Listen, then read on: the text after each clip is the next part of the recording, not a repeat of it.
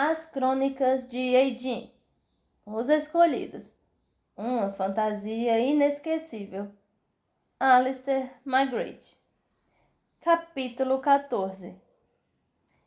Ele usava a escura túnica de um escravo. O capuz pesado estava para trás, em volta de seus ombros. Seus cabelos prateados e olhar determinado eram muito familiares. Simeão. Ela não esperava encontrá-lo ali. Ele ainda era um escravo no castelo, não era? Mas coisas mais estranhas já haviam acontecido em Eidin. Então ela foi mais à frente com um sorriso. Simeão abriu os braços para um abraço. "O que você faz aqui?" ela perguntou. Seus olhos brilhavam. Simeão abaixou a cabeça num gesto que era quase como se tivesse se curvado. "Eu trago saudações à libertadora de Eidin." Júlia sorriu timidamente. O nome parecia mais imponente cada vez que ela o ouvia. A libertadora. A libertadora. "Mas como você saiu do castelo?" ela perguntou. "Pensei que todos vocês estivessem presos lá." "Tenho meu jeito," ele respondeu. "Venho da parte de seus amigos. Amigos que reconhecem sua força, poder e sabedoria. Amigos que querem lhe ajudar a usá-los." Força, poder, sabedoria. Ela ajeitou as costas e sorriu, desejando que Pedro pudesse ouvir o que Simeão estava dizendo. "Continue," ela pediu. "Minha lady, Gaius lhe contou que você foi chamada aqui para servir aos outros. Mas por que não servir a você mesma? Você não tem nenhum rival nesta ilha. E por que não reivindicá-la como sua? Por que dar poder a outro quando você poderia ter poder? Você poderia ser," ele disse silenciosamente, "a suprema soberana. Meus amigos e eu seríamos seus escravos. Para nós, seria uma grande honra servir a alguém como você." E a imaginação de Júlia pegou fogo. Cada pessoa e cada animal nesta ilha se curvando a ela, brados de adoração ecoando em seus ouvidos. Ela estava encantada. "E o que preciso fazer para ser a suprema soberana deste mundo?" Simeão sorriu. "Nada, minha lady, nada. Nós faremos tudo por você. Tudo o que você precisa fazer é falar. Quando dissermos que é para falar, nós lhe diremos o que falar." Júlia estava estupefata pelas imagens de luxo, de deleite e poder. Mas depois ela olhou para Simeão, olhou em seus olhos, e outras imagens começaram a atrapalhar. Ela viu um pássaro se debatendo contra as barras de uma gaiola de ouro, tentando escapar com toda sua força. Esta era exatamente a situação. Trapaça e tentação. Ela entendia Simeão, se é que este era de fato Simeão, e se tornaria meramente uma governante sem autoridade para as forças tenebrosas que ainda escravizavam essa ilha. Seus olhos voltaram para o foco, e ela se lembrou quem ela era e o que deveria fazer. Uma nova força fluiu dentro dela, e ela falou com uma voz que lhe soou desconhecida. "Eu não sou a tola que você pensa, Simeão. Deixe-me." O homem à sua frente deu uma rosnada quase não humana antes de voltar à escuridão da noite. Júlia ficou olhando em sua direção por muito tempo depois que ele desapareceu na floresta. Ela estava ofegante, dando grandes lufadas de ar enquanto observava onde estivera. E, finalmente, ela voltou ao seu lugar, debaixo do pinheiro, desejando descansar. Ela não sabia dizer quanto tempo havia dormido, quando foi acordada por um barulho suave, de alguma maneira diferente do ruído normal da floresta. Enquanto ouvia, e todos os seus sentidos estavam em alerta, ela ouviu um leve bater de asas no ar da noite. Ela sentou de repente. Seus olhos se esforçaram no escuro para ver o que ou quem se aproximava. Era a águia, a mesma que a levara até ali. Júlia estava quieta, desconfiada, quando a águia aterrissou perto dela e se curvou. Saudações, Lady Júlia. Eu venho em nome de Gaius e lhe trago novas instruções. E quais são as ordens? Você está correndo grande perigo, disse a águia com um sorriso. Os lordes de Edin estão vindo buscá-la. Eu devo guiá-la até um esconderijo. Lá você estará segura entre amigos. E o que Gaius quer que eu faça enquanto estiver lá? Ela perguntou, não querendo confiar na águia, não importando quão convincentes fossem suas palavras. Mas ela se aproximou de Júlia e esfregou a cabeça em suas saias, de maneira áspera, mas não de modo grosseiro. Júlia, de repente, se lembrou de Scamp, o gato malhado de seus avós lá em Oxford, e ela se abaixou para acariciar as macias penas na cabeça da águia. Ele e os rebeldes vão lutar, a águia falou, com voz baixa. Você é muito preciosa para arriscar a vida numa batalha, minha lady. As pessoas precisam vê-la vitoriosa. Segurança. Segurança e amigos. O que poderia ser mais doce? Júlia começou a acenar com a cabeça e depois parou. Ela não fora chamada de outro mundo para permanecer em segurança, mas sim para liderar. Júlia olhou fixamente para o animal. A sua aparência era nobre e digna. Todavia, ela sabia em seu coração que a intenção da águia era atraí-la para uma armadilha.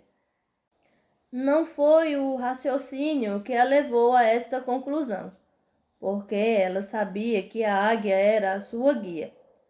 Era algo mais profundo que a razão. Algum tipo de sabedoria que parecia tomar conta dela e dirigir seus julgamentos. Ela seria levada para um lugar seguro onde seria assassinada ou capturada e levada presa com correntes para os lordes de Edin. Não, ela não confiaria nela. Fora, águia, ela disse. Volte para os seus mestres. Eu não sofrerei com sua presença aqui. O pássaro sibilou, com ódio saindo de seus olhos. Sua tola! Você morrerá por isso. Não, ela disse silenciosamente. Você é que morrerá. Os que a enviaram não toleram fracassos. E com outro assovio, a águia bateu suas asas e se levantou no silêncio. Júlia retornou ao pinheiro mais uma vez, decidida a ficar acordada e esperar o que viesse em seguida. Mas o sono a dominou, e ela acordou novamente quando o sol estava tocando o céu com a graça do amanhecer. Ela lembrou como o tinha visto no dia anterior, entrando pela floresta, e por um instante pensou em Pedro, imaginando se ele estaria seguro e bem, apesar de tudo que fizera para ela. Depois, o tirou de sua mente porque havia uma questão mais urgente: café da manhã. Ela agarrou com força seu estômago e olhou ao redor para ver a águia, a verdadeira águia, não a impostora da noite. Certamente ela a levaria de volta ao jardim, e Gaius faria uma mágica e mais pães e frutas estariam lá para ela.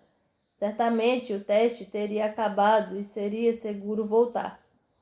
De repente veio um farfalhar na floresta do lado esquerdo.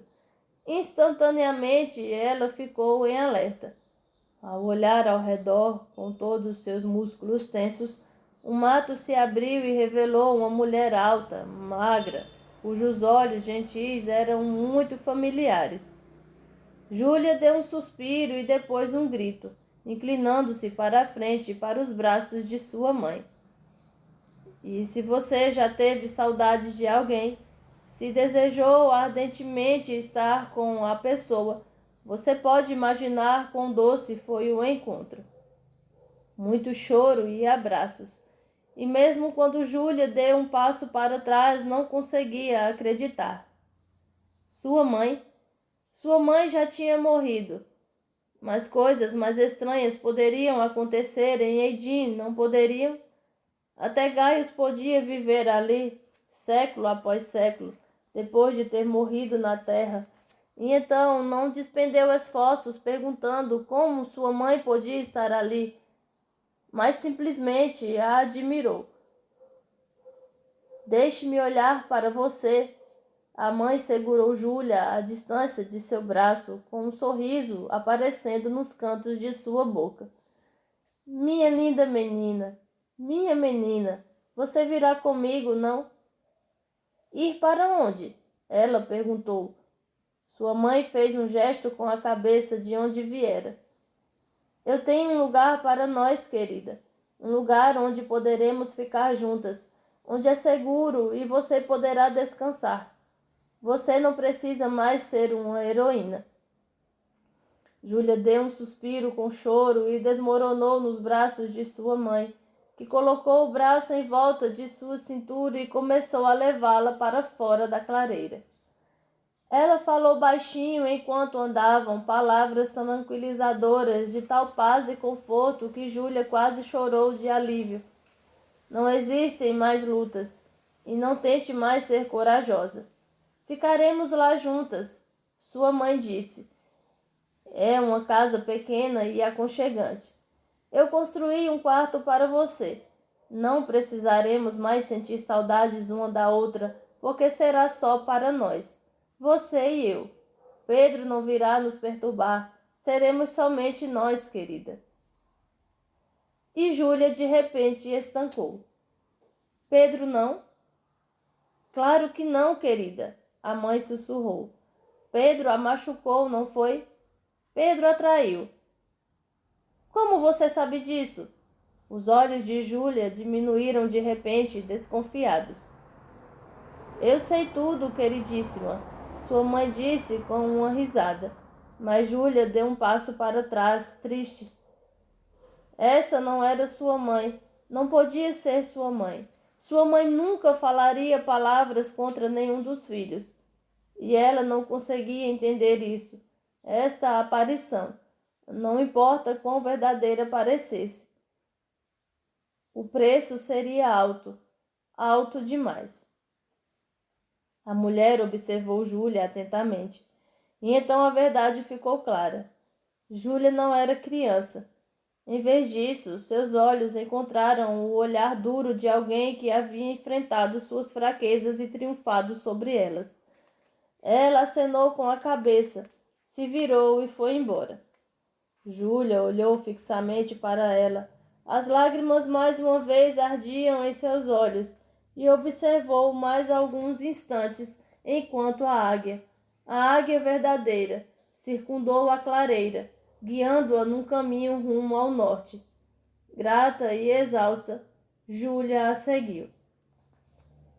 Ela caminhou enquanto o sol se levantava, filtrado através da rica cobertura de folhas acima dela.